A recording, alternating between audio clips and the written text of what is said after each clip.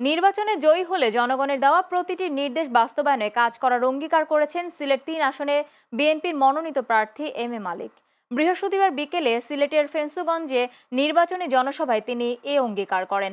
M A মালিক ভোটারদের উদ্দেশ্যে বলেন, আগামী ১২ ফেব্রুয়ারি ফজরের নামাজের পর সকলকে পরিবার পরিজন নিয়ে ভোট কেন্দ্রে যেতে হবে। পরিবার সহ গেলে একাধিক ভোট নিশ্চিত হবে, আর এটাই বিএনপির শক্তি। বেগম খালেদা জিয়ার আদর্শে অনুপ্রাণিত হয়ে মানুষের সেবাই তার রাজনীতির মূল লক্ষ্য বলে জানান এম এ মালিক।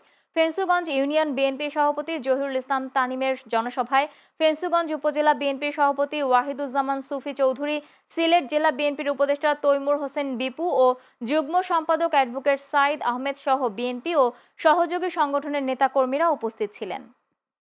আমাদের বাংলাদেশে দানের শীর্ষে পক্ষে গণজোয়ার সৃষ্টি হয়, একটা গোষ্ঠী এরাই গণজোয়ার এবং বিএনপি পরিবারের বিরুদ্ধে, তারা এই দেশের বিরুদ্ধে তারা ষড়যন্ত্র করছে, যাতে এই নির্বাচন যাতে তারা চুরি করে তারা আসতে চায়।